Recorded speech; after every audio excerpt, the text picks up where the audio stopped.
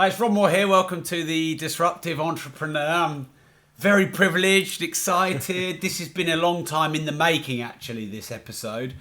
But you'll probably recognise, if you're watching the video looking at Kevin, very big star, been very busy.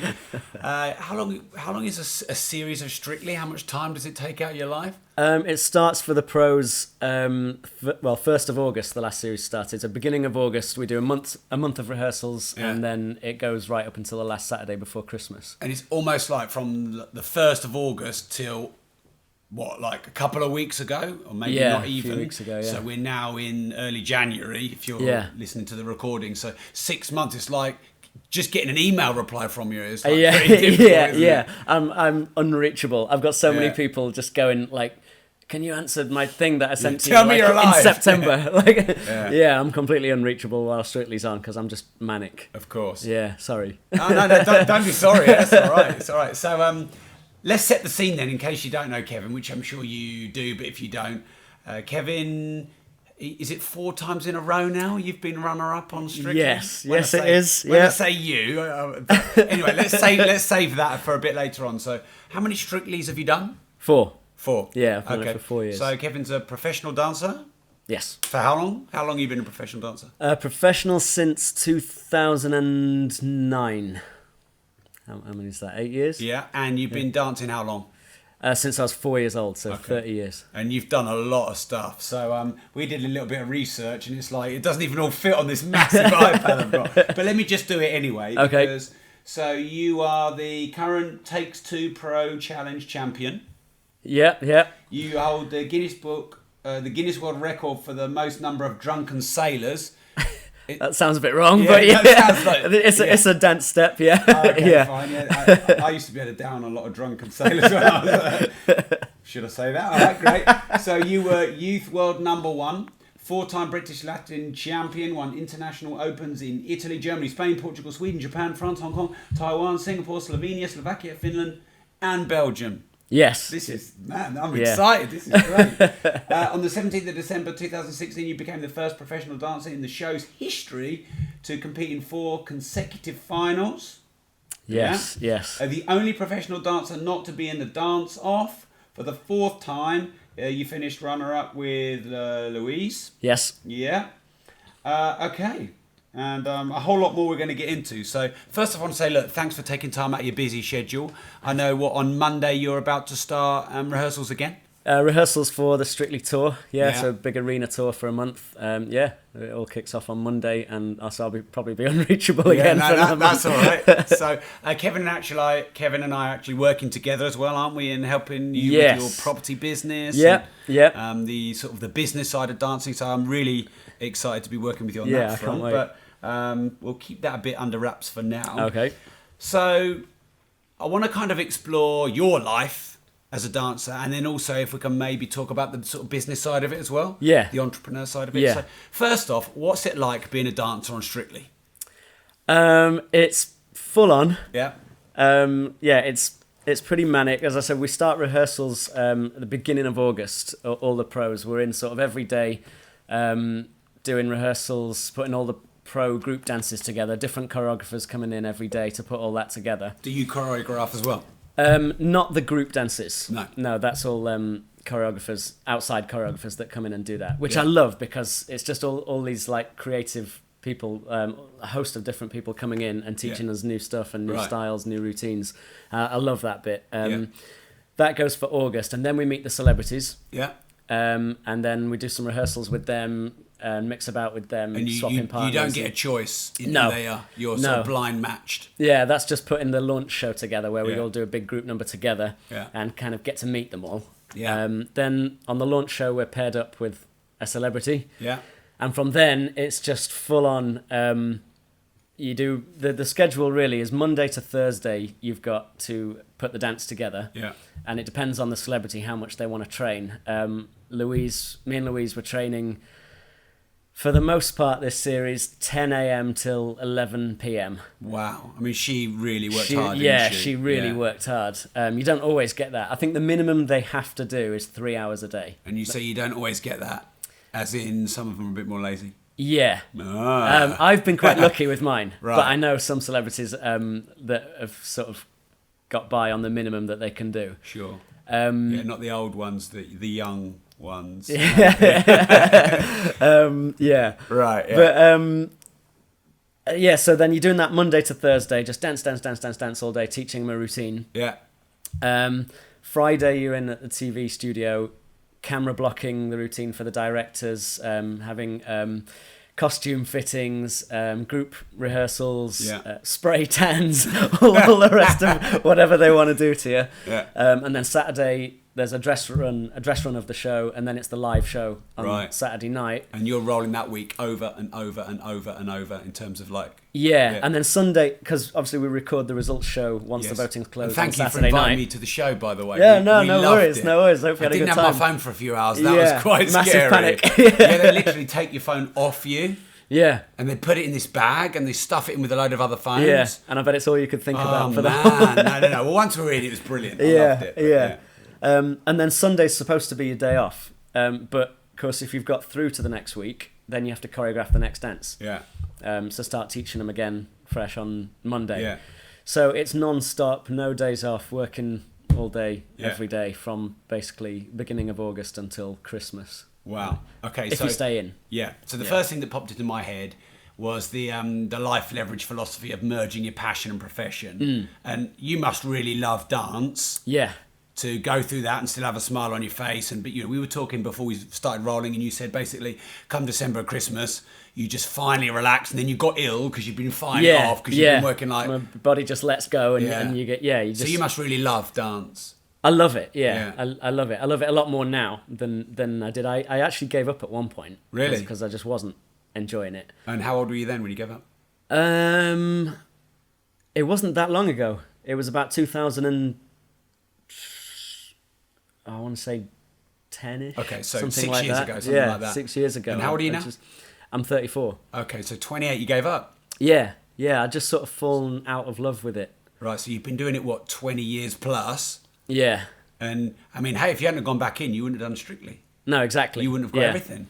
You wouldn't have met me. Exactly. You would have been on this podcast. I wouldn't be here right now. Yeah. But wow, so let's talk about that then, because that's you've spent all your life giving to dance. Yeah. And I know unless you're at the very top, it's not an easy thing to earn money from, is it? Not at all. No. I mean, everything, especially in my sort of corner of the dance world, which is ballroom dancing,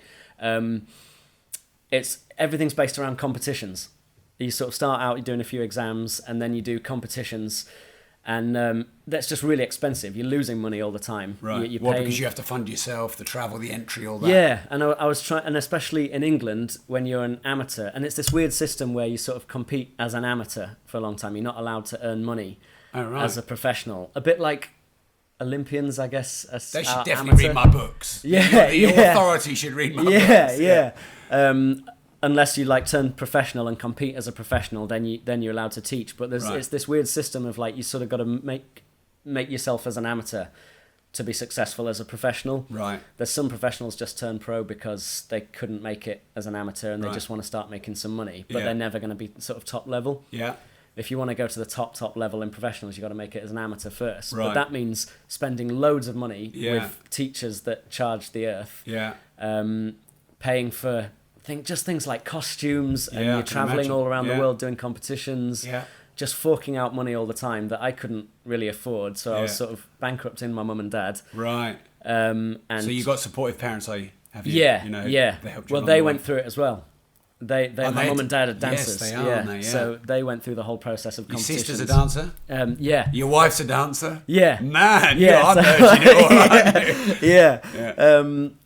And just never had any money, was always in debt, and trying to have normal jobs to try and fund it, and just always getting fired because I had to go... fired from your normal jobs, not dancing? No, just normal jobs, like office jobs and stuff, trying to get some money to fund my dancing, because I would go, I need a week off to go to Japan. It's the Japan Open. And they'd sort of get excited and go, that's amazing, that's really cool. Yeah, have the week off to go to Japan.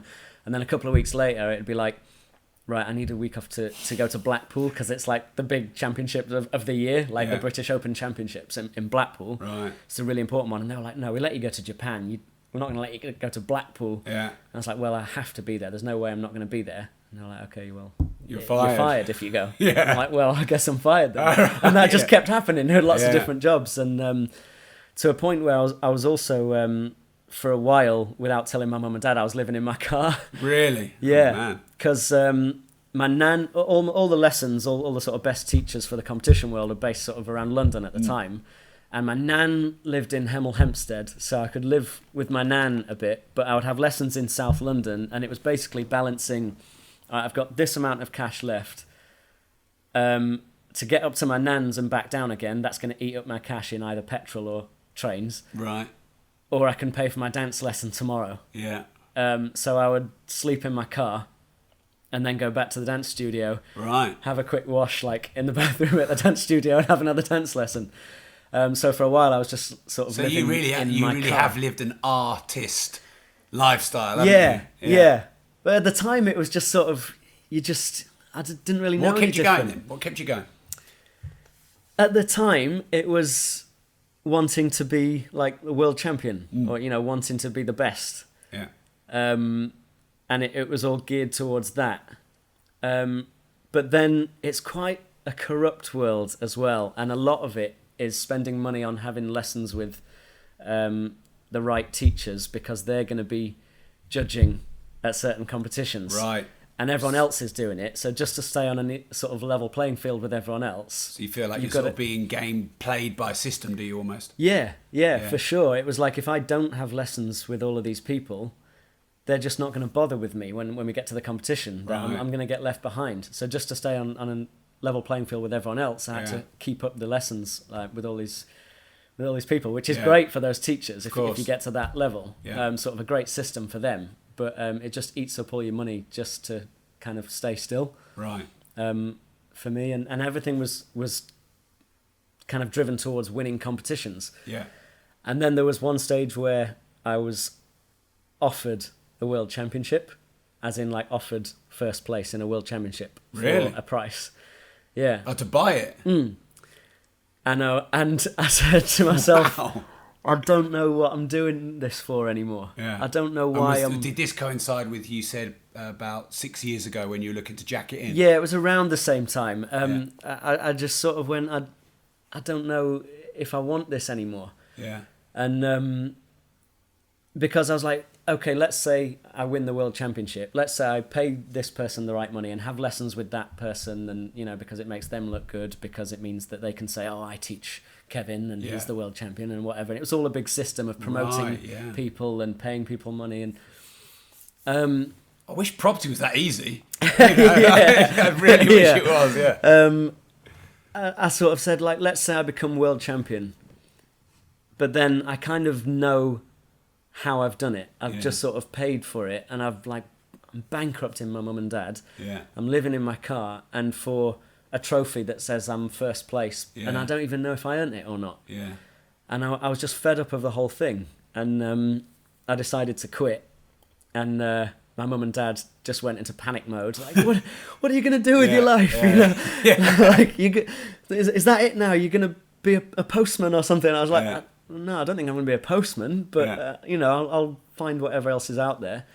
And then for a while, I found there was a dance company called Burn the Floor, which was this one guy, Jason Gilkison, who had also been a competitor, but he was kind of a bit of a maverick, and he left the whole system to create a dance show, a theatre show, and a dance company. Yeah. And had he had the similar experience of the system that you did? Yeah. So you could call him quite disruptive then? Yeah, oh yeah, definitely. Yeah. And he was sort of... I looked up to him because I got into a zone in competitions where the result stopped becoming important to me. And what I really sort of yearned for was applause. Right. So I started to do things on the dance floor that like I knew would end result in me losing the competition, in not winning. That must have been a hard decision. Yeah, but I kind of loved it because I knew that I was getting a reaction from the audience. Right. And surely they're the people that matter, aren't they? Yeah, and I started having all these discussions with my sort of colleagues that I was competing against and whatever, and they were saying like, you totally would have won that competition. Why did you do that? And I was like, yeah, but did you hear the crowd? Did you hear the reception? Like when I did it?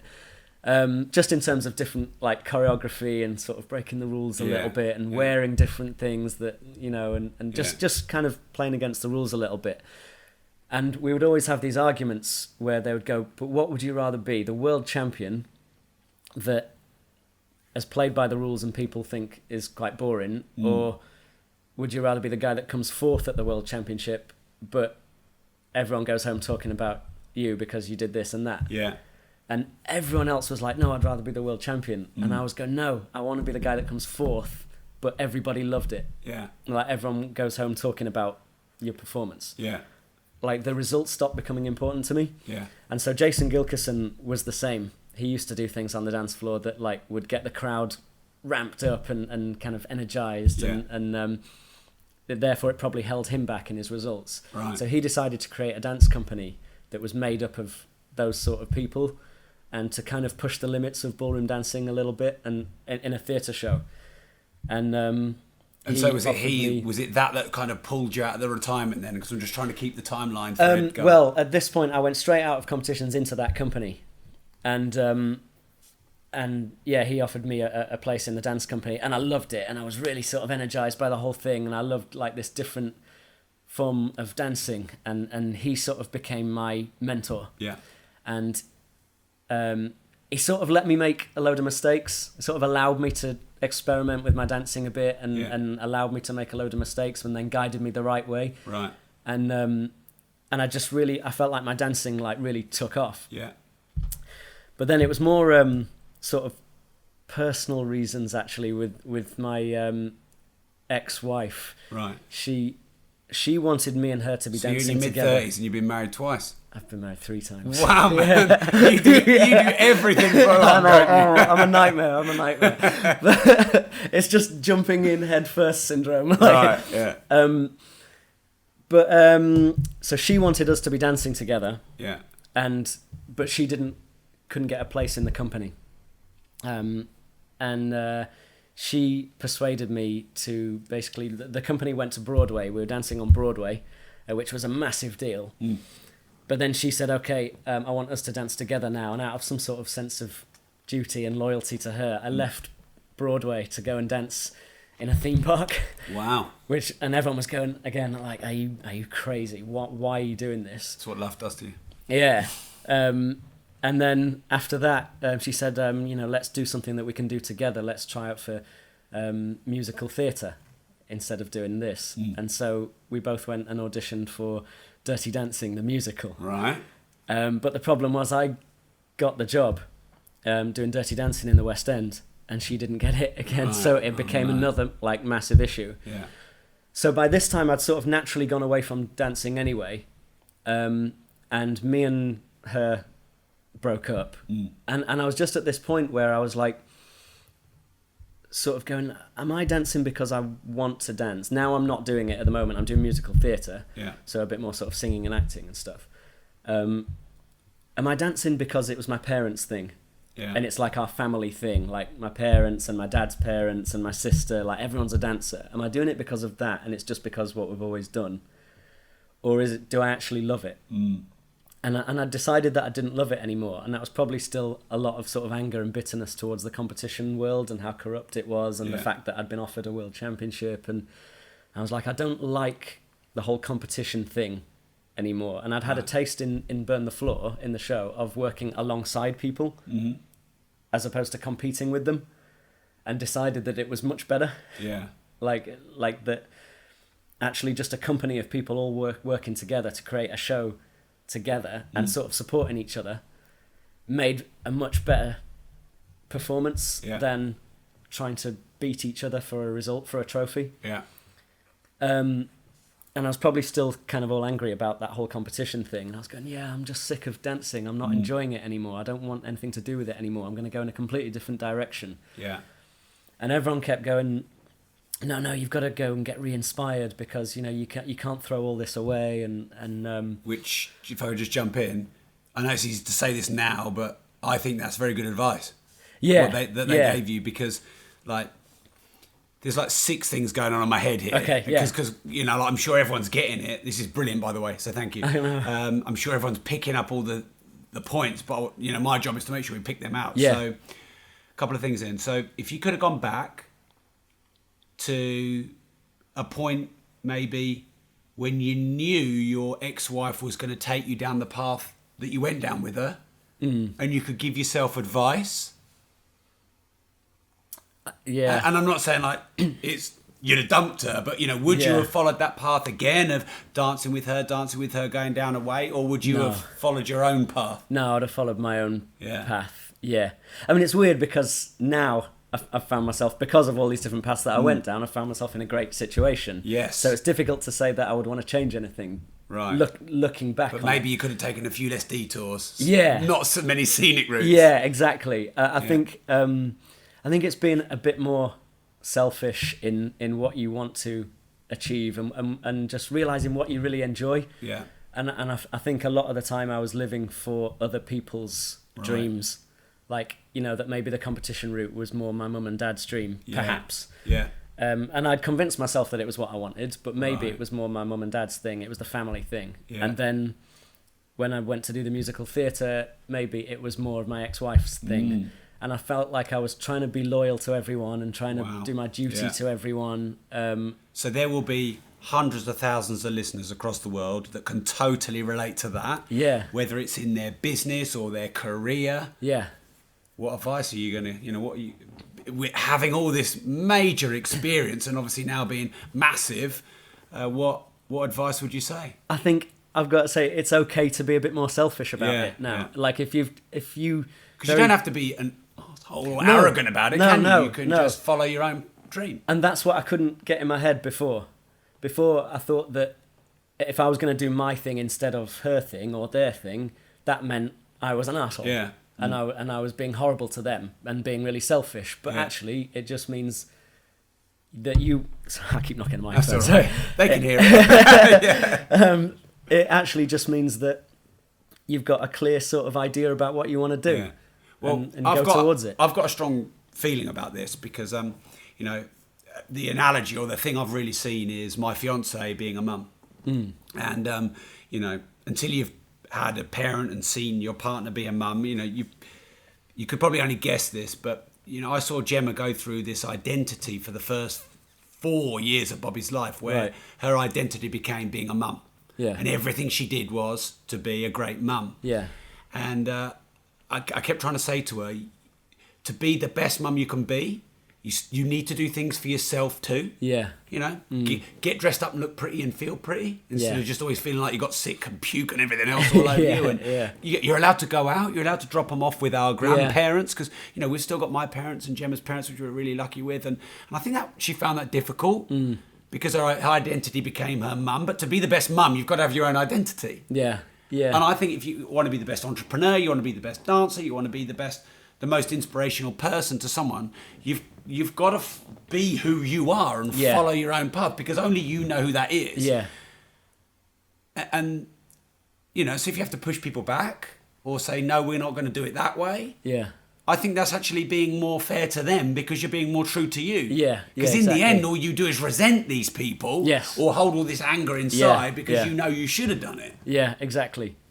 And if you sort of do your own thing and you have that clear sort of vision for it, then you can sort of lead them in a better way because you know what you want. Rather than just and you trying get good to at serve selling them it all the to time. them. Exactly. And now I've got all these ideas about everything that I want to do. And I feel excited about it because I don't feel like I have to manage other people to go, oh, but they might not want me to. I'm just like, no, this is what I want to do. I'm selling it to, you know, my wife and to my family and my friends. I'm going, this is what's going to happen, and they're going, okay, that sounds great. So they're taking you seriously now, aren't they? Rather than only had to be going, like runner up on Strictly 4 times. All right. But I'm finding that actually everyone's sort of on board with what I want to do. Whereas maybe before I didn't give myself enough credit for that, like enough sort of maybe self-worth. So was that a confidence thing, or was that a just what you expected other people to think of you? Why was it? Why weren't you able to say, no, this is what I want to do, and I'm not going to be rude about it, but this is what I want to do? Why weren't you able to say that for a long time? I think, yeah, confidence and just maybe I just didn't have enough of a sense of sort of self-worth. Yeah. I felt like I had to sort of live for other people all the time and for what they want. And which is maybe also why I ended up getting married twice before I found like the one I wanted to marry, because maybe they wanted to get married, and I'm always constantly living for someone else's idea of what they want, and I was always asking for permission all the time. Right. Like, oh, can I do this? Is this okay if maybe we did something like this? I don't know. Maybe I just didn't believe in myself. Maybe I just didn't have a clear sort of purpose. And was there a point where that went like? Can you remember an exact moment or a time in your life where, bang, that changed? I guess Strictly has probably given me a bit of confidence to know that I can actually do stuff. You know, that I'm good at what I do. Yeah. And I know this is going to seem really sort of left field, but just recently, I came to a day of one of your company, came and did like a speaker discovery day. Yes. And I can't remember if I already told you this story, but for everyone who hasn't heard it, I came along and I've already been on Strictly for 3 series before I came to this day, and just out of curiosity, and I was free on that day, and I thought I'll try and learn something new and soak it up. And I came and I was on a table with a few people, and they were sat next to me going, "Oh, so what do you do?" And I went, "Oh, I'm just sort of getting into the property and doing this, that, and the other." And oh, but outside property, what do you do? "Oh, I'm self-employed." And it took me ages to say I'm a dancer on Strictly Come Dancing, because I felt like I didn't want to come across like I was showing off, or put myself, or sound like I was putting myself above anyone else in the room. And it took like half the day before they got around to it and went, "All right, I'm going to ask you outright, because you seem really cagey about it. Don't be embarrassed about it. Whatever it is, what do you do?" And I went, "I'm a dancer." And they went, "Why are you so embarrassed about it?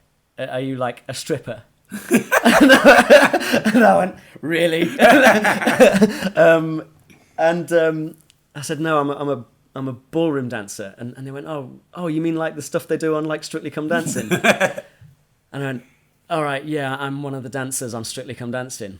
And they went, "What? You've been sat here like being all cagey about it for the whole day, and why didn't you just say it? Like, that's awesome. Why aren't you all proud of it?" And I sort of went, "Yeah, why aren't I proud of it?" Yeah. And it's not that I wasn't proud of it. I was just I've constantly had this fear of like coming across sounding like I'm arrogant or big-headed, and like I couldn't get that out of the way of myself. Yeah. And the girl who was doing the course the day, Tony.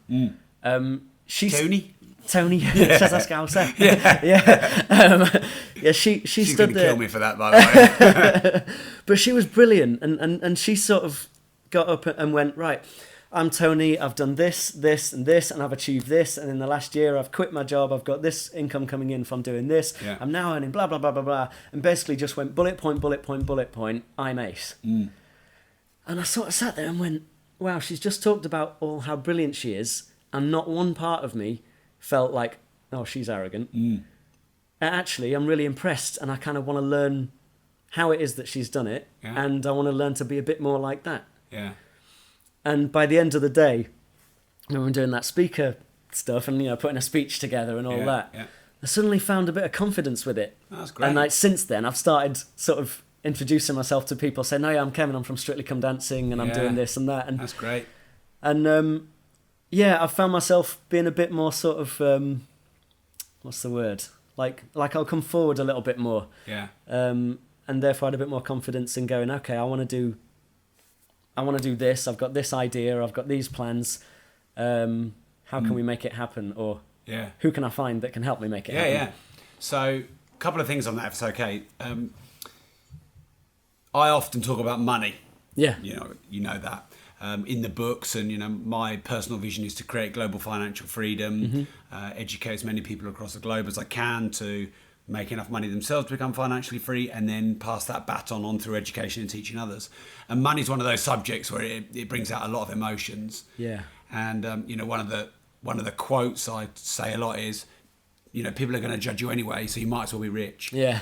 And no matter what you say and do, I'm not saying this to you because you've said it, but I'm saying this to all of us. No matter what you say and what you do, people are going to judge you. Yeah. They're going to judge you. Yeah. So you might as well be who you are.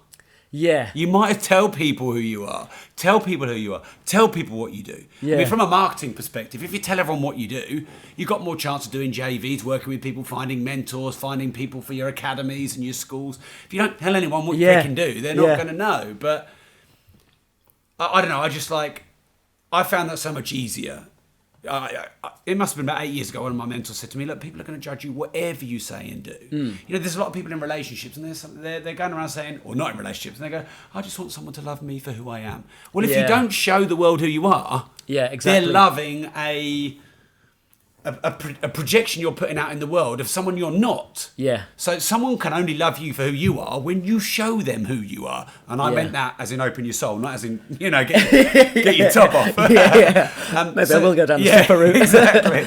So you've got to show the people who you are so people can love you for who you are. And I think it's the same in dance, in business, in marketing. Tell people who you are, be proud of who you are. Then when people know who you are, you're going to attract the right people. And those that are going to judge you, they're going to judge you anyway. Yeah, exactly. And I spent my whole life getting judged in through the dance competitions. Professionally. Yeah, like my life is being judged in a competition, and then in a theatre there's the critics and reviews and all that sort of thing. Now onto Strictly, it's in front of 13 million people with 4 judges going, well, it was this out of 10. Wow, yeah. So yeah, you're right, and I think actually I'm finding now like my opinion on it has changed. Or maybe I always had this opinion, I just wouldn't let myself believe it. Yeah. That before, it was a case of, that it might sound a bit arrogant if someone's going, I'm this and I'm that. But actually now, I'm sort of slightly more attracted to those people that are going, this is what I'm doing, this is what I'm achieving. Yeah. And that's how I've, sort of ended up getting in contact with you and things like that, because, you're out there going, this is what we're doing, this is what you need to do. Yeah. And look at the success that I've built. That's made me go, okay, that sounds like the kind of guy that I'd like to get in touch with and chat about my ideas with, So actually it does attract people to... Well, we're all inspired by someone who has a clear vision. Or at least if we're not inspired by their vision, we're inspired by their volition of their vision. And even if we're not really that bothered about it, you can't help but admire Steve Jobs or Elon Musk or Oprah Winfrey or whoever. Whether you relate to what they do or don't do, you can't help but be admired. So I admire them, because they're clear, they're inspired. Yeah. And I think that's very important. Yeah, and before I sort of always had this idea of, when I was a competitor and it was all about me in the competition world, I would look at things like Strictly Come Dancing, and I was one of those sort of slightly sort of, I guess, jealous but bitter people looking at Strictly going, oh, I'll never do that because that's selling out. Yeah. Do you know what I mean? And then Kevin sold out. Yeah. I used to say that I'll never do Strictly Come Dancing. Yeah. And they would say, well, why not? Why don't you get yourself out there? You can do it. It'll open a lot of doors. There's so much opportunity. You can show more people what you can do and what you're about and all this. And I was going, no, because I'm about this. And then it was like, well, why don't you dance in this way to make sure you win that competition? No, I don't want to win the competition because I'm like this and no one understands my art, And I can so relate to that. Yeah, I was a bit like that, and it was like, and in the end, it was just like, no one does understand your art because no one knows about it. Yeah. Do you know what I mean? Which one do you want to be? Yeah. And so then I decided, okay, let's go to see if I can get on Strictly Come Dancing, because when I met Karen, and she was in the same show, I went back into Burn the Floor. My wife, who's also on Strictly. we met in Burn the Floor because I went back into the company after Dirty Dancing. I left Dirty Dancing and went back on tour, met with Karen, and we decided that what we were doing in Burn the Floor we could do forever because we loved it. We loved performing instead of competing. But then we were like, but we're not going to be able to do this forever. What would we like to do? And we decided that we'd like to have our own dance company. Right. Have our own show and be in charge of it. And that's coming to fruition, is it? Yeah. That is give that a bit happening. of a plug then. That's happening this year. Wow. Our own show for the first time. Yeah. That's excellent. When are you going on the road? We open on May 31st in Northampton. Right. Yeah, and May through June. Great. A UK That's tour. Exciting. And that was initially our first reason for wanting to be on Strictly Come Dancing, just to basically put us in. Build a platform. Yeah, put us in the shop window, you know. And it was a case of like, oh, he's selling out, or whatever. And we got onto the show, and ended up loving it. Yeah. So let's just talk about this selling out quickly. By the way, of the 12 and a half questions, we're on number 1. Okay, yes. But I like this to be a conversation, not an interview. Yeah. But I'd love to address this selling out thing. I had a similar thing as an artist. Yeah. So when I was an artist, the first thing I never did was I never went and viewed anyone's art. I never went to museums or anything like that because I wanted to be original and I didn't want to be influenced by anyone. First, completely conceited, arrogant, jealous, bitter decision number 1. Yeah.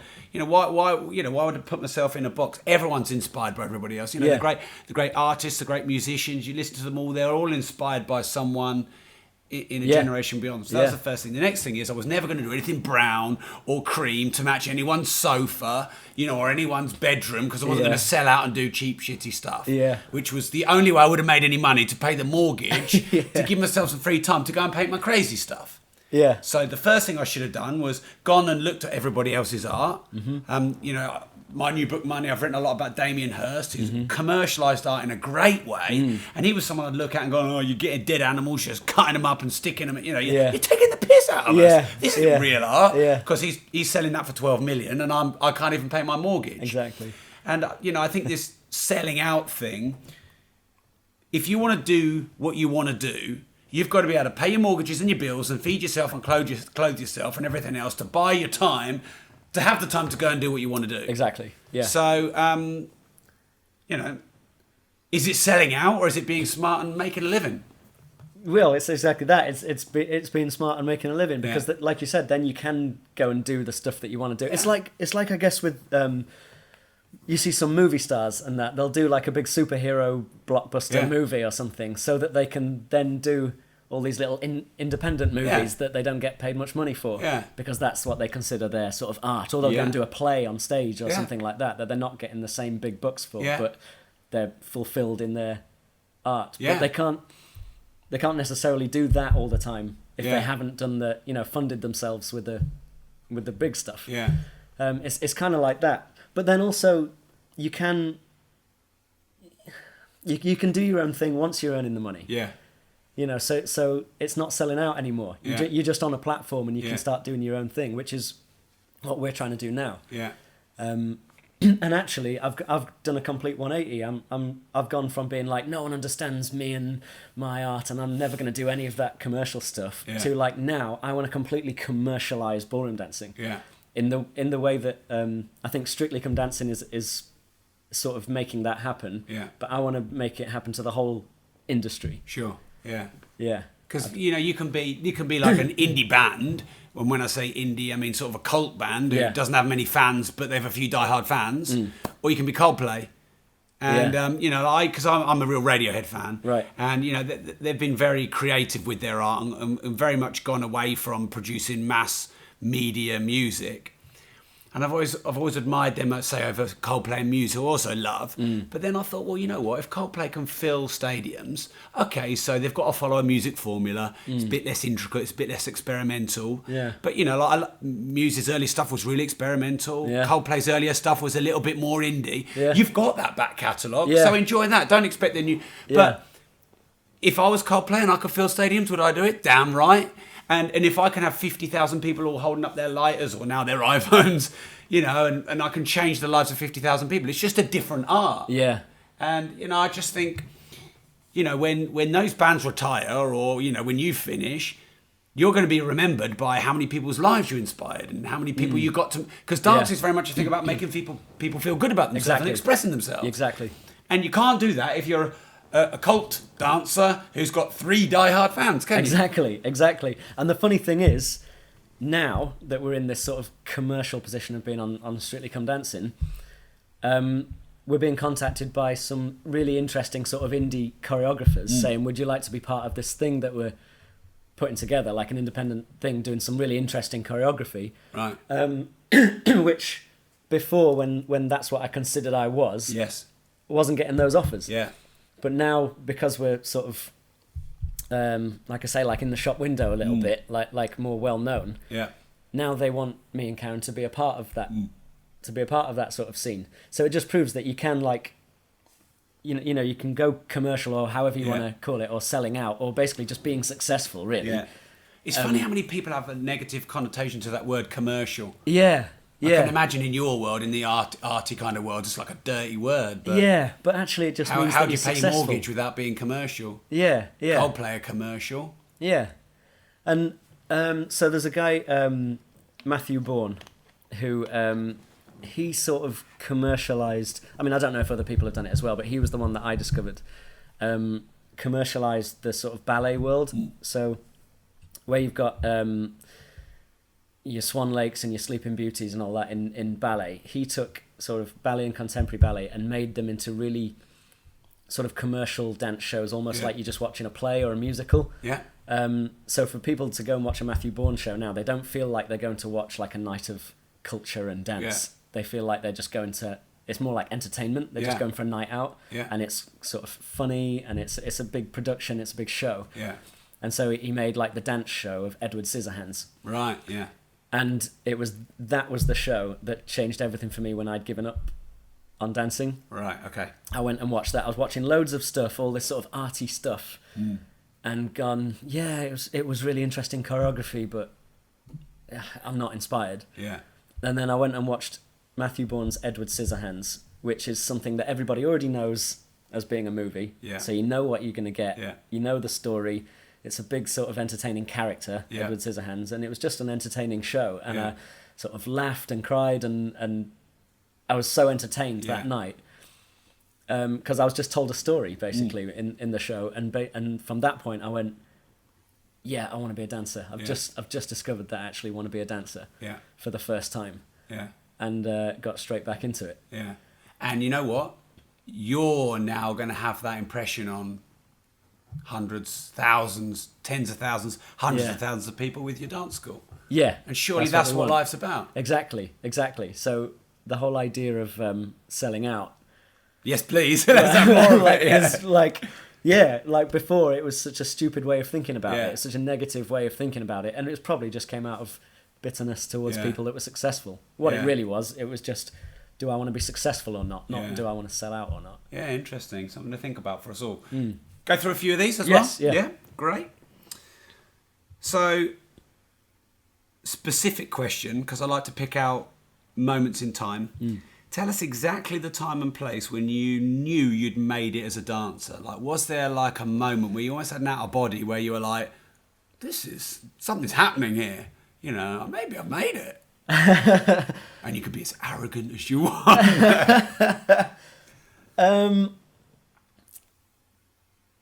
There was a night when I think I've got two in sort of different ways. In terms of being fulfilled as an artist, there was a night on when Burn the Floor was on Broadway, and we never imagined in a million years that the company would make it to Broadway. Yeah. There was a night where the run had gone well. We were only supposed to be there a few weeks, but then we got extended because people were buying tickets and it was all going really well. Right.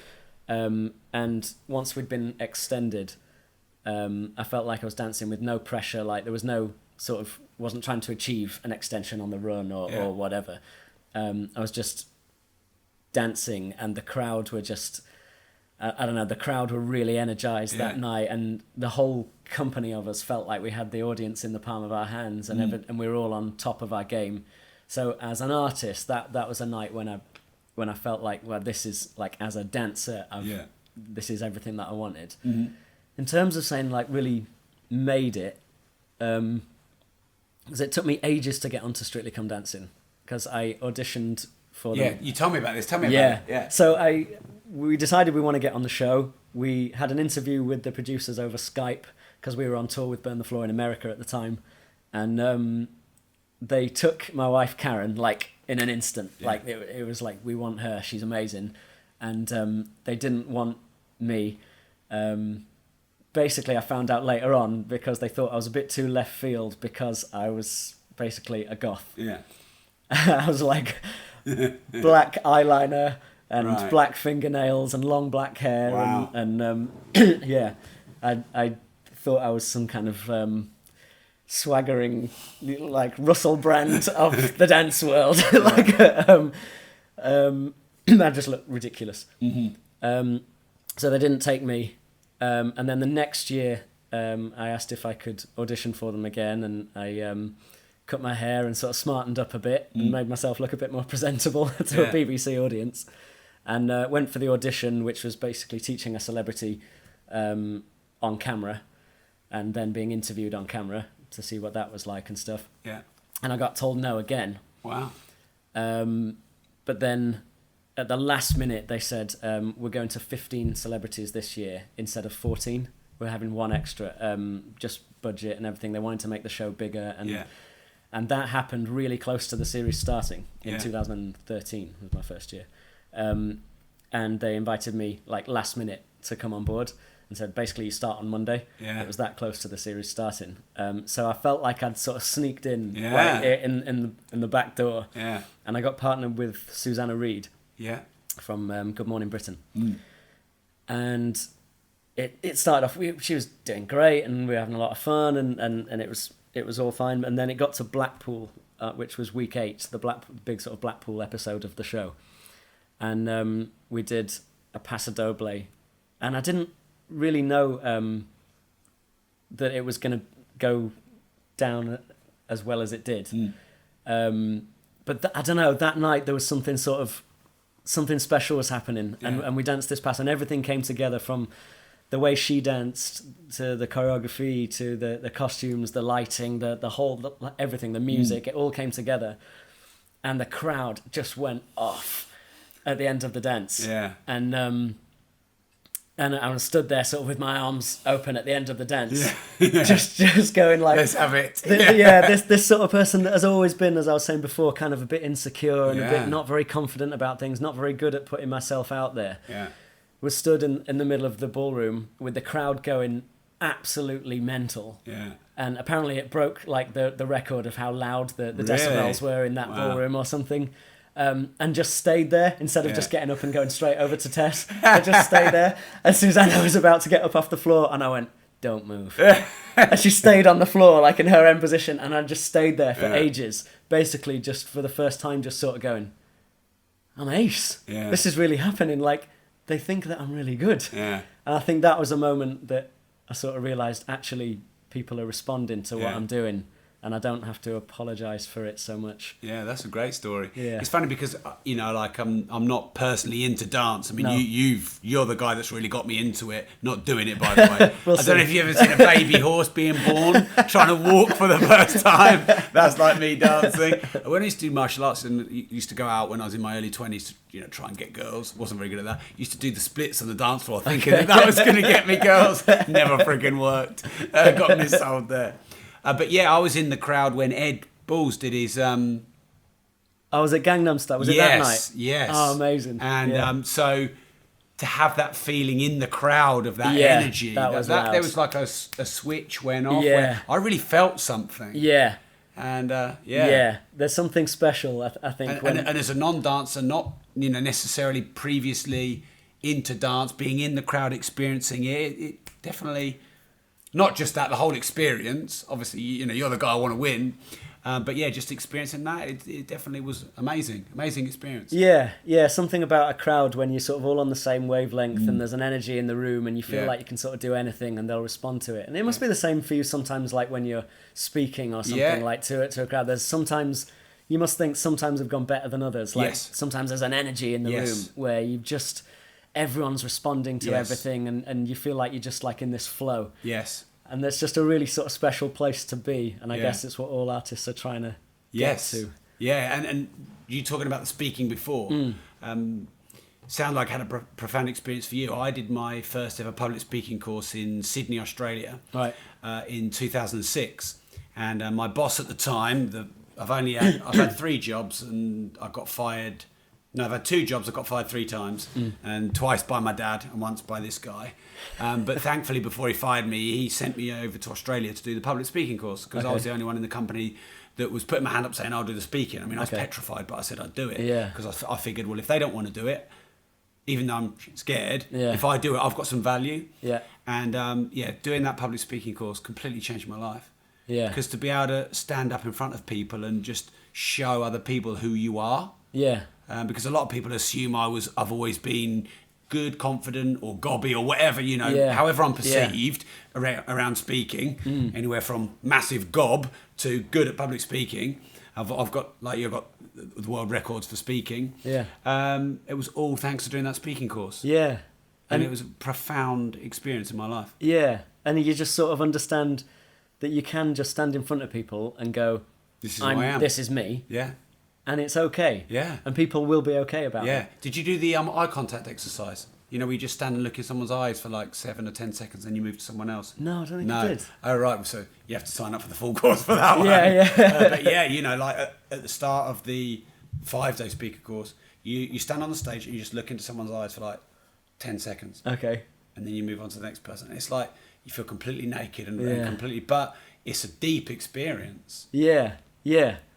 And now I'm like, I've been to a few sort of networking meetings and things like that, to do with the property and just business networking type things. And starting to find that, like, weirdly, because I don't know why it wouldn't be the case, but for some reason I had to get over that hump, where now I'm starting to find I can just go up to people and talk to them and go, hi, what are you about? This is what I'm about. And it's fine. You don't need to worry about it. Whereas before I would have been so nervous about sort of revealing myself to people. Not revealing myself to people. I should be nervous about that. But if you're watching the video, that's in about 15 minutes. But just going, I'm about this, and having someone judge me, and they'd think, oh, he doesn't know what he's talking about, or whatever. And I guess it comes back to what you said. People are going to judge you anyway, so you might as well just go, this is me. Great. So the business side of dancing. When you kindly invited me to the show, met Louise, she was lovely. And we were talking. You and I, we ended up talking for about 2 hours. I was going to go home because I was going home really early. But you kept me there for 2 hours. Sorry. No, don't be sorry. It was great. We were chatting away, and I'm always interested in the business architecture or side of everything, because that's just something I embrace and I love. Like, you love dancing, I love business. And you were saying that most of the dancers, they don't really earn a great living. No. So can you talk us a little bit about the business side, some of the hardships, and then when you sort of, at the point where for you it became a viable business and it wasn't just, making your family bankrupt? Well, I mean, so in the ballroom dance industry, it's very much, you do competitions, and then when you turn professional, you can teach other competitors, and then you sort of retire from competing altogether and you become a teacher. Just doing private lessons out of some studio, or you can open your own sort of dance school, and that's pretty much the way it goes. Right. Or there's about 16 places on Strictly Come Dancing. So it sounds like this industry needs disrupting to me. Definitely. Sounds like there's a load of opportunity. Especially because Strictly Come Dancing exists. It's like there's this industry that is doing nothing but competitions and exams and teaching people something to do like that. Can get me interested in dancing. It can captivate the whole world, can't it? So. It's like there's 13 million people watching Strictly Come Dancing on a Saturday night on BBC One primetime. That's a fifth of the population of the country. And you're telling me that the only thing we can do is teach kids to do competitions and exams in this little sort of slightly corrupt... I'm going to upset a lot of people in the ballroom industry, and if there's anyone listening to this one. Don't worry, I think there's only about 375,000, so they're in a lot of different countries, so you might bypass it. But and I've always been slightly conscious of, like, I love dancing, I'm sort of, when we talk about making your life go in the direction that you can just do what you want, building yourself, enough funds or cash flow or whatever to sort of do the things you want to do in life. I feel like for the most part, I'm doing what I want to do right now. But I've always been very much aware that I'm not going to be able to do it forever. Yeah. Because my body won't let me do it forever. So I've always been slightly concerned about what happens when I get to whatever age it is and I can't perform anymore. Like I can't dance anymore. Is that one of the drivers for you to get into property and things like that? Yeah, absolutely. And the answer has always been, oh, well, then you'll go into teaching. You'll teach competitors or whatever. Yeah.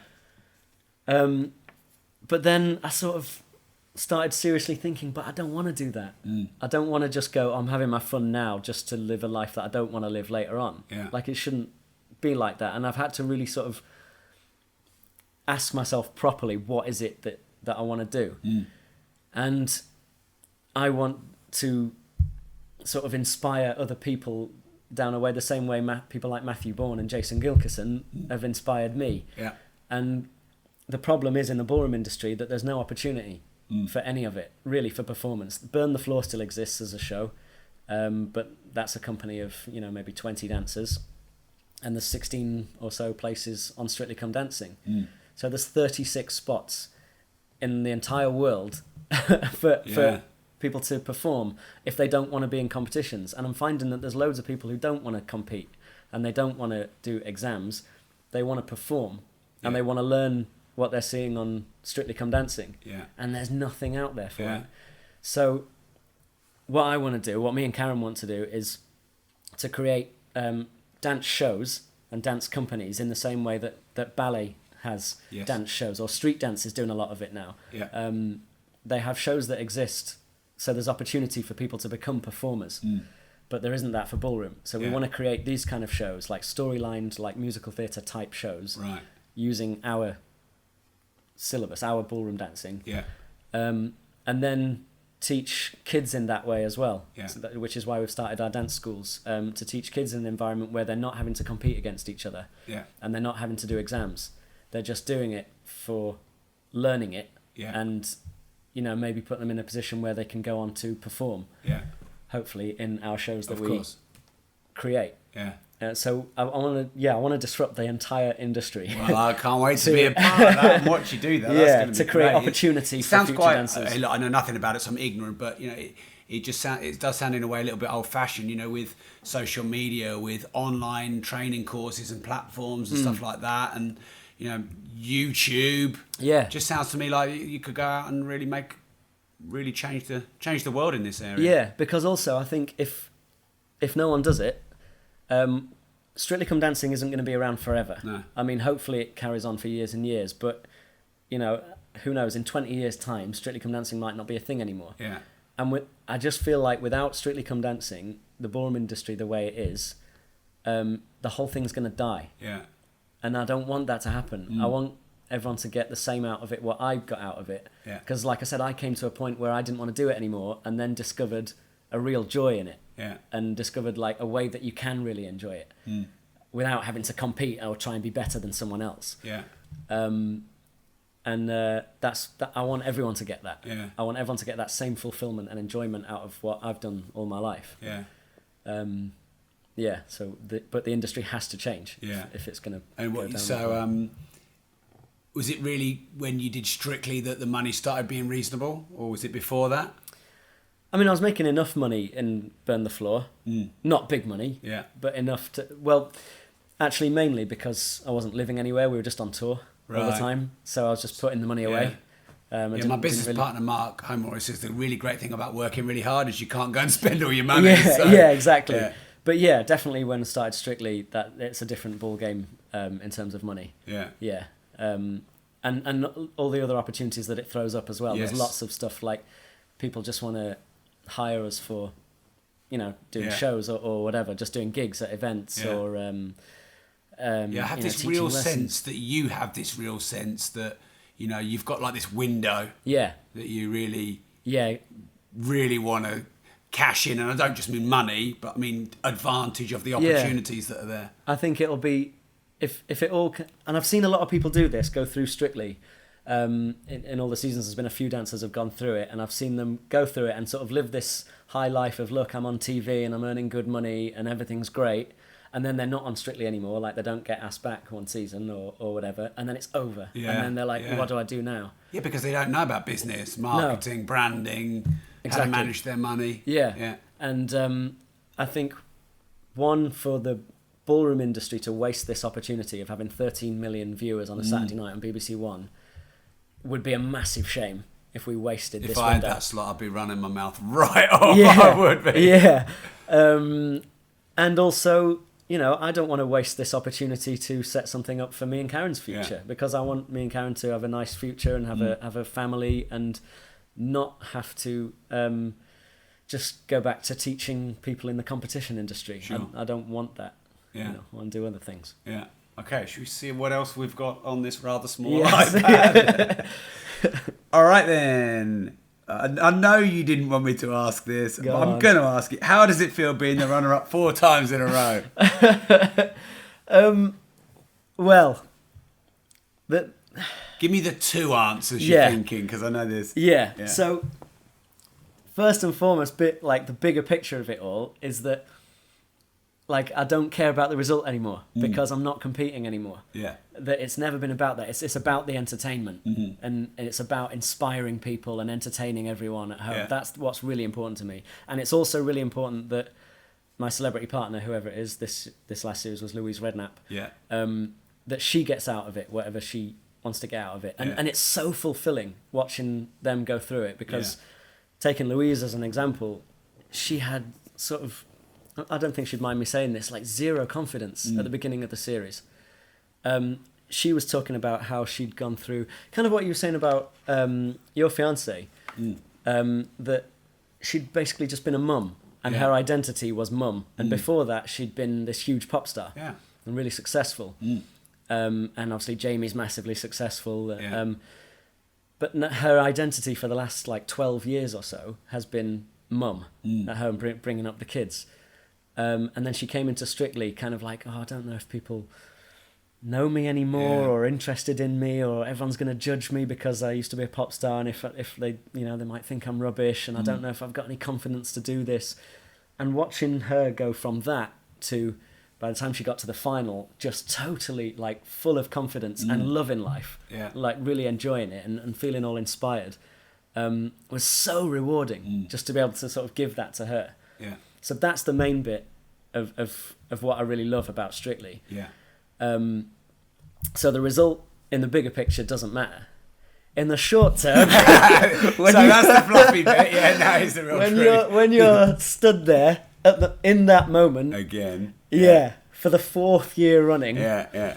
And everyone has gone, oh man, like 3 years you came runner up. This is your year. Yeah. I just know it. It can't be 4 years running that you come second. Yeah. This is your year. I really believe it, that this is your year. And you stood there and you know that like your partner has danced absolutely unbelievably in the final. She's done brilliantly. And they go, right, this is it. And you stood under the light. Of course, everything in me is going, please, for God's sake, just say Louise and Kevin, please. And they go, it's not you, it's your sister. Everybody celebrate your sister. Your sister won. She was the world champion in competitions, and now she's the Strictly champion. And you came second again. Yay. It's like, it's kind of, I mean, I was made up for my sister, but it's kind of devastating when you're in the moment. Yeah. Because, I guess there's probably still a bit of competitiveness left in me from competition days. Surely you must also need a bit of that. Yeah. But I think also, I think if there's a chance that you're going to win, even though it's not your priority, like I said, it's not the bigger picture stuff, when you're in that moment, if there's a chance that they're going to say you've won the whole thing, especially for the amount of work that you put into it and how exhausted you are at the end of it, it would be nice. It would be nice just to stand there as the champion and to put it on your CV. Yeah, of course. Do you know if you'll be in next year? I don't know yet. Hopefully they'll start letting us know from quite early on this year, but I'm not sure yet. It's usually sort of a clean sheet of paper every year. Oh, really? Yeah. So I'd be pretty upset if they didn't asked me back Of course. after being in the final 4 times. Yeah. But we'll see. I'll do it. Of course, I'd love to be in the next series. Yeah. Because I need to win. Yeah, of course. Yeah. 5th time lucky. So I think that's an amazing gift. We were talking earlier before we put all the gear on about the reasons why we do what we do. And we're having a bit of banter about your 4-time runner-up. But in my world and every world, I believe the greatest gift is the impact you have on other people. And I'm in the very fortunate position that on a daily, hourly, sometimes basis, I get the most beautiful emails from people saying, the properties they've bought and the way their life's changed. And, when I started property in 2005/6, it was like, I need this many properties, I need this much money, I need this many properties, I need this much money. And, you get 20 properties, 50 properties, 100 properties, 200 properties, 300 properties, whatever, 1 million, 5 million, 10 million, whatever. In the end, it kind of doesn't really make much difference. What matters is all the people that you touch their lives in whatever way. Yeah. And I really get a sense of that's how you feel about the show and what you do. Yeah, that is sort of what it's becoming. That's the best bit of Strictly. It's not really the results, although I'm very proud of making the finals and stuff. It is all about giving the celebrities something. You can see a turning point in them during the series, and they start to love it, and they start to really enjoy themselves and get this sense of confidence out of it. And I just love that happens. Like watching Louise go from where she was to where she ended up was amazing. And they're always so sort of thankful at the end of it, like, thank you, this has been amazing for me and stuff. And that it's such a massive reward. Yeah. And I actually find that a lot when I'm meeting people in the property world, that people do seem to be really helpful. And I was so surprised about that. I don't know why. Maybe because I've lived a life of competitions all the time, that people would be competing against each other. But the more people I meet in the property world, everyone seems to want to give their help and advice and knowledge and pass it on to you, and then they're sort of made up for you when you do something. And the property world is very much like that. Like if you're in the corporate world and you went to your boss and say, hey, give me some tips on getting your job because I'm after it, he'll tell you to piss off. But the great thing about property is when people get into property, they're at a crossroads in their life when they want something different. Maybe they want to quit their job, or they realise, like there's a shelf life in their career where it's like, I've got to look at the financial side of it, or they want to pass something on to their children. So, when we're all in that similar sort of crossroads space, we're going to be giving and we're going to soak up information. And also, the UK is a big place and there's a lot of properties in the UK. And I can talk to you about property and give you some advice because you're not buying down the road in Peterborough. So there's the kind of there's the logistical thing. We're all buying in different areas. Yeah. I mean, if everyone was buying on the same street as you, they might not be quite as giving. Might be like that competition. Yeah. Thing. But yeah, I found when I first got into property, I was like, wow, people give all this information and for free. Yeah. It was kind of like a weird thing. Yeah. But then also with our dance schools, so we started our dance schools on the last school term to get it up and running. And one girl, she came, she was a bit nervous, and her mum came up to us at the beginning, she's a bit nervous about joining, but she wants to do it, and she's gonna join in at the back and whatever. At the end of the course, her mum came up to us and went, I just want to say thank you, because since she's been doing this, she's been so much more confident at school. Her grades have gone up. She's been more active in things like the extracurricular things at school, and everything has just improved because she's been coming here and she's made a load more friends here, and she's just enjoying it and getting a lot of confidence out of it. And it was so rewarding when she came up. I was like, wow, even if everyone else in the class hated it, which I hope they didn't, but just that happened means that we've inspired this girl and everything's improved in her life because of it. Means we're doing the right thing. And that's why I want to disrupt the whole ballroom industry, because I feel that actually it made me hate ballroom dancing to a point where I gave up. And I saw a documentary the other day where it was following these kids who were doing ballroom competitions, and you could see they just hated it. Yeah. Like it was their parents wanted them to do it. Yeah. They didn't want to be. They were hating the competitions. They were coming off the floor, didn't get the result they wanted. The parents were on top of them. Their dance teachers were on top of them. You did this wrong. You did that wrong. That's why you didn't get the trophy. And they were just hating it. And so I want to change. I don't want kids to hate ballroom dancing. I want them to love it in the same way that I do, and the same way that this girl has enjoyed it, and everything's improved. Yeah. Well, you know, the more I talk to people and the more I watch my kids grow up and everything else, because obviously, you know, I'm trying to raise the next world #1 golfer. Yeah. A lot of the stuff you're saying is really relating, because I just would hate for my son to think that I'm that parent who's putting a lot of pressure on him, and I'm really aware of that. And all the coaches I speak to, just make sure he keeps having fun. Just make sure he keeps having fun. Just make sure he keeps having fun. It's vital. It is I'll tell you what, though, I've got a bit of a strong opinion on this. It's a balance. Because if it's just fun and do what you want and fun and do what you want, if your parents hadn't pushed you a little bit, maybe you wouldn't be here. Then, you know, because for sure. Oh, you don't want to dance today? Don't worry, Kevin.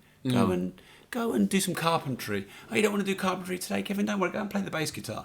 If you have too much freedom, because my dad gave me a lot of freedom, and I love my dad and everything about he did, but I got good at a lot of things and great at nothing because he let me try everything. And so he's playing in this Dubai Open. Yeah. And I didn't want to tell him it was a competition because I didn't want to put any pressure on him. I wanted to enjoy it. And we got there, and as soon as he realised it was a competition with kids, he started crying. Right. He didn't want to do it. He was, because he's very shy. And, you know, I was like, what do I do? And I was seriously even just thinking about, like, not letting him play, you know, just taking him away. Yeah. But I kind of had this moment where, like, okay, this is like a crossroads, because if I let him not do it, is he going to be like that in every social situation? Because the reason he's like that is because he's kind of awkward around people, because he's quite shy. So it took him ages to coax him into the first shot. The hole that he had the hole in one on as well, so he knew the hole really well. He chipped his second shot in for birdie, and all of a sudden you could see the smile pop out. And he didn't mean to show me a smile because he's supposed to be crying. But, you know, the smile bit. I saw that smile. You love it, don't you? I really want to win, Daddy, but I think I still want to go back, but I'm not sure. You know, by the third, he was absolutely loving it. All the older boys are always really great with him. Because for me, golf, it's not just about being world #1. It's not just about golf and winning. It's about the social thing, about being around other people. Because in golf, virtually every kid he's played with and every parent of that kid is just really nice, well-rounded person. And so I'm glad I pushed him a little bit. Yeah. I gave him the back out. I said, look, I'm not going to make you hate this. If you want to go, we'll do a couple of holes and see. Yeah. So have you got any thoughts on that? Because you've been pushed, but are you kind of grateful you were a bit or not, or what? Yeah, no, I am grateful that I was pushed. My mum and dad definitely kept pushing me when it was in the competition world. Also, my mentor, Jason Gilkison, I think he strikes an interesting balance with me, because he, like I said, he lets me go wrong enough and gives me enough freedom, enough rope to kind of make mistakes and experiment with things. So it's not like everything's rigid and you must do it like this and you must do it like that. But there are definitely times when, because he's now working on Strictly as well, and he sort of oversees all the choreography and does a lot of the group numbers choreography and stuff. He's just an absolute genius choreographer, and sometimes I feel like he's being like overly hard on me, like even if sometimes I feel like it's not my fault, like I'm not doing anything wrong, but he's like overly kind of like, he'll start shouting at me and stuff, to the point where I think it was 2 years ago, I had to have a little conversation with him, and I said, look, I appreciate like that it's your job and everything, but why are you being such a dick to me?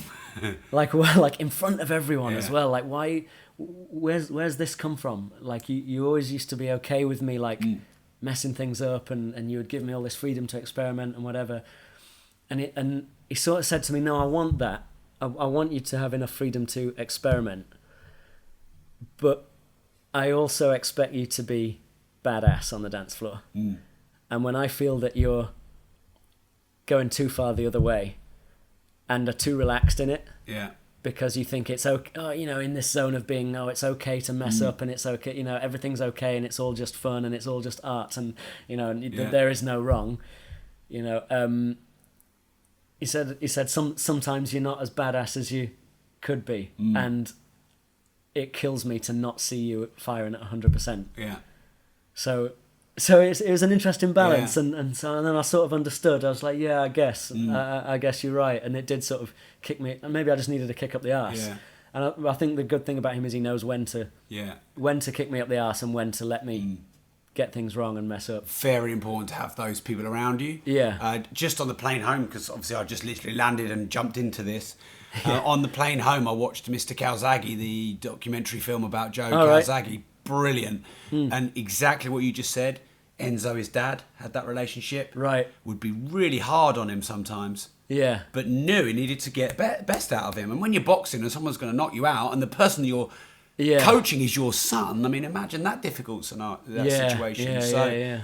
Yeah, you know, I've got my fiance, Mark, Catherine, who's at RMD at Progressive around me, who we've got a good enough relationship, and also they're strong enough personalities that they'll say, Rob, sort it out. Yeah.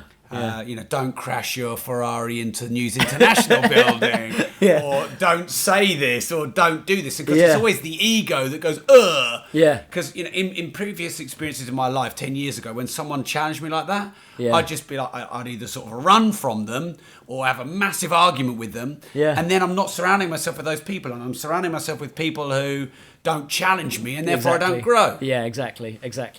Yeah, and that's why I need to be around Jason all the time, because otherwise, I won't push myself enough. I'll think that I am, but then he'll always push me that bit further, you know. So we've actually half because of that reason, and half because we're basically just leveraging how good he is at choreography. We've hired him to choreograph our tour. Oh, great! Yeah. Because getting into the whole, I know you're big on this, the whole leveraging. Yes. You know.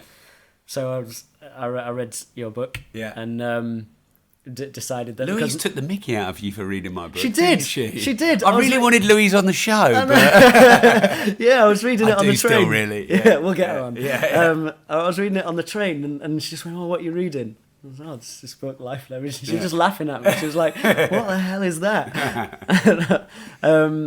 But where was I going with that? Oh yeah, so Jason is basically the best ballroom and Latin choreographer in the world, in my opinion. Yeah. And I think it's like going back to the being an artist thing. It's sometimes you want to prove that you're the finished article all the time. Yeah. Oh, I'm like this as an artist, and you want to prove yourself rather than sort of learning from people. As you were saying, you wouldn't go around and look at other people's art and stuff because you wanted to prove like, this is me and this is my art and I know best for my art. Yeah.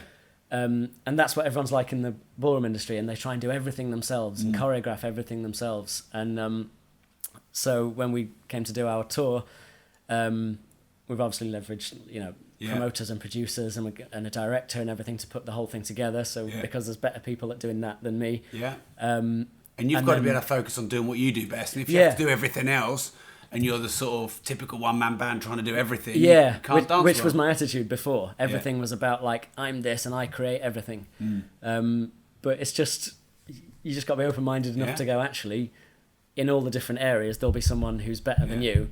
So we've hired Jason because he's the best in the world to choreograph the show because the choreography, I mean, we're sort of co-choreographing, but us co-choreographing with Jason, the show will be much better than if I was trying to do everything myself. And one of the great things about flying is you can, if you're smart with it, instead of just watching films, you can watch a load of documentaries. And I was doing that, and so I watched one on Meatloaf. Okay. And he was being interviewed in BBC, and Bat Out of Hell. I mean, it's not necessarily my thing, but I just love watching successful people. I watch hundreds of biographies and documentaries. And Bat Out of Hell 1, he had basically his long-time friend and co-writer helped him on it. It was massive. Bat Out of 2 helped him write it. Was big. Bat Out of 3 in his other albums.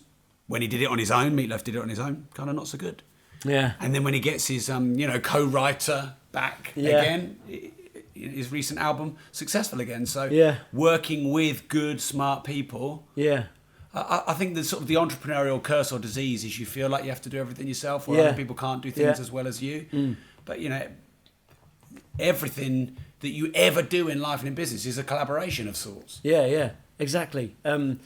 And that's sort of the whole thing that I'm sort of really learning now is like I've spent my life trying to do everything myself and trying to compete against everyone else.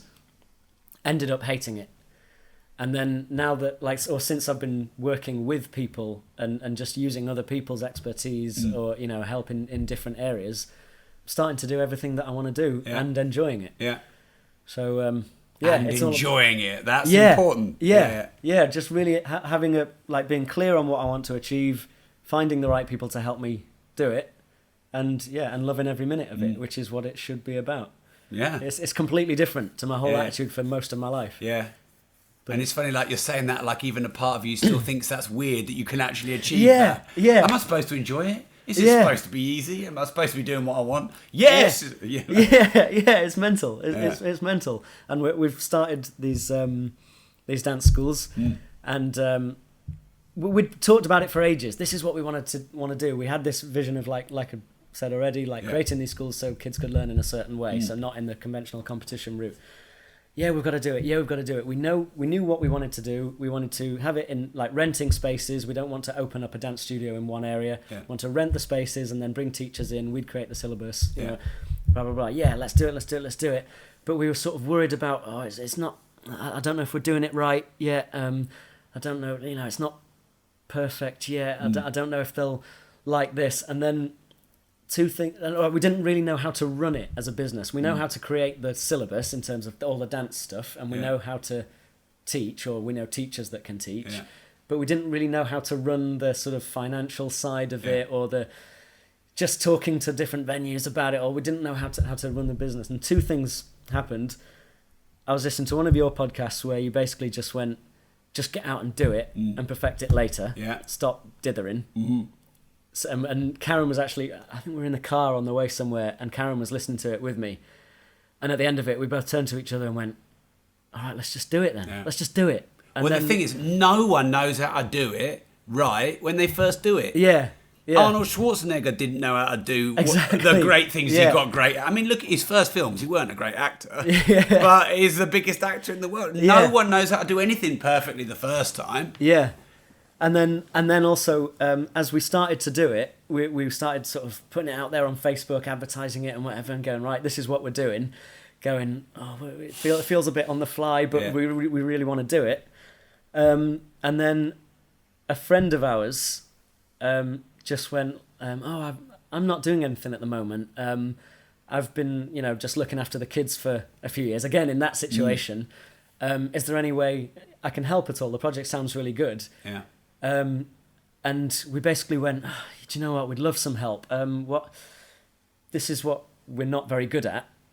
And she was basically sort of, I guess what Mark is to you. Yeah. She was the spreadsheet person. She goes, everyone needs one of them in their life. Yeah. She goes, I just anything that's sort of admin and organising and dealing with people and making a spreadsheet about it. Yeah. I love doing that. Yeah. And we went, well, that sounds brilliant. Yeah. So we just brought her in to help out, like to sort of do it with us and make the business happen. And she's amazing. Yeah. And she just deals with everything. Yeah. And she sort of makes that side of the business run. She's on top of, booking the venues and signing up kids and dealing with parents and just that side of stuff that, one, we're not really good at doing, two, didn't know how to do, and three, didn't really want to do. And not your job. Yeah, exactly. So we could just get on with, the dancing side of it. Yeah. And now we're hiring teachers to do that as well. Right. Starting to leverage. I'd love to go on and on and on and on. And on. I mean, this is must be our longest podcast. Sorry, I know. I'm really sorry. Don't be sorry. If people are still listening, they've loved it. If they're not, then they'll tell me. Yeah. All right, so feel free to edit out whatever you want to edit out. I don't edit it. I just like it as it is. So, should we do some quick fires? Yes. All right. So, who and what inspires you?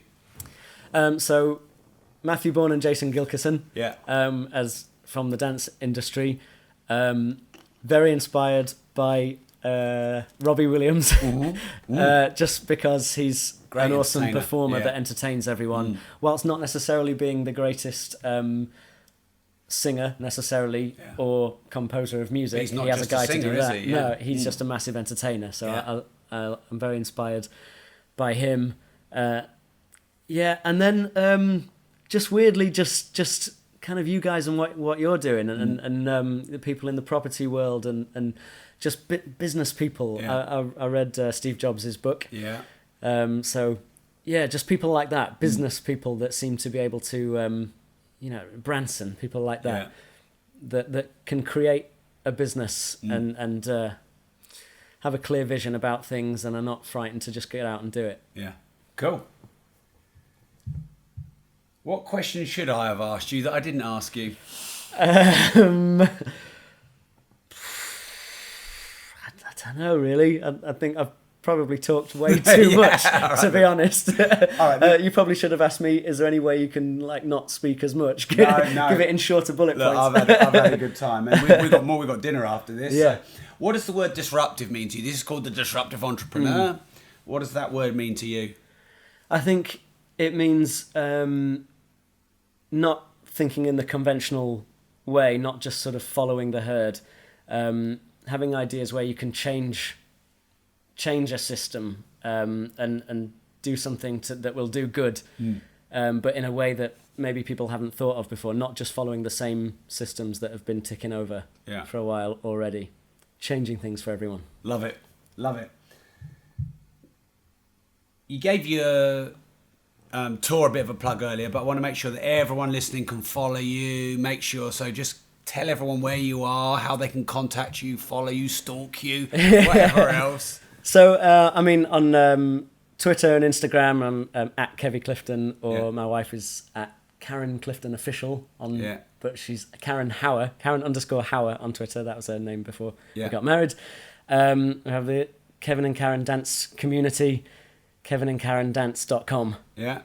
We called it the Kevin and Karen Dance Community, trying to copy the progressive community. The call it whatever you want. Community. Hey, we're all. This is just something actually quickly before we finish. And I've thought this over the years a lot. It is such innovation is easy, and one of the best ways to innovate is to study other niches and disciplines with an open mind. Yeah. So I've always been inspired by great music, great art, obviously business people and great public speakers, great dancers. And sometimes a lot of people either put a lot of pressure on themselves that they can't innovate, or kind of the thing you just mentioned is like, oh, I kind of shamelessly ripped that one off. Yeah. But you didn't. You're in dance, we're in business, and you're just looking at something, you're thinking, that works, and I can make that work in this niche, in this world. You're taking a good idea and you're putting your own flavour on it and you're hybridising it. And that just makes innovation a lot easier. Because you're creating a great business, which works really well for you, but also it's inspiring lots of other people to do something about their situation and to create, whatever they want to create for themselves. So it's sort of like everybody wins. Yeah. So that's what I want to. Yeah. That's what I want to do. So I just want to copy your model, basically. Well, you're more than welcome to do it. Just keep doing it. And I went to the headquarters of Audemars Piguet. I did a podcast about it, and Audemars Piguet is a really high-end luxury watch brand. Yeah. Where they're like 35. I think their average watch price is about 35 to 40 grand. Mm-hmm. So it's like, I'd love our courses to be 35 to 40 grand each, but I can't exactly go and borrow their prices. No. I can't exactly copy what they do, but I can get inspired. Yeah. And they picked us up in a Maserati Quattroporte, and I've got a lot of nice cars. It's not like wow, but what was wow was I was sitting there expecting to get picked up in a taxi. Yeah. And they picked us up in a Maserati. Yeah. And so I thought to myself, well, if some of our people who come to our courses come to the station, and maybe last year or the year before, they're not expecting us to even be involved in getting them to the training suite, and I pick them up in the Range Rover with the property plate and everything else. Yeah. And have you seen with the Range Rover, I've written progressive in the Range Rover. Yeah. I'm a bit of a sad bastard, but we pick them up in that, or I pick them up in the Ferrari. Even if it's just one person, I just one day go and pick up someone in the Ferrari, take them to the course. Yeah. I can borrow that. Yeah. And just the way we had a guided tour with an old guy who'd been working for AP for like 30 years. We do tours here. Yeah. So I thought there's something, and so I've come away so inspired. Yeah. Borrow loads of ideas from them, and they've invited me back to a private viewing at the watch show. So that's kind of a cool thing to be part of. But So yeah, just to sort of reiterate that, I've borrowed so many great ideas from the books I've read. Yeah, inspired by music and art and everything else. Yeah. So we should all get ourselves out there a bit more. Yeah. Go to great places, listen to great music, be involved in great art. Yeah. One of the things I love to do in life the most is just to meet great people. Just, anyone in any walks of life. Yeah. Just meet great people who, because they've got a great story and they've got ideas you can borrow. Yeah, exactly. Yeah, and just borrow their ideas and just, work just with give, people. If you've shamelessly ripped them off, you just give them credit. Yeah. You just thank them for the idea, and then they're really happy. Yeah, yeah, exactly. So finally, do you think we're going to be able to get Louise and Jamie on the show? Do you know what? I'll put it to him. All actually. right. Yeah.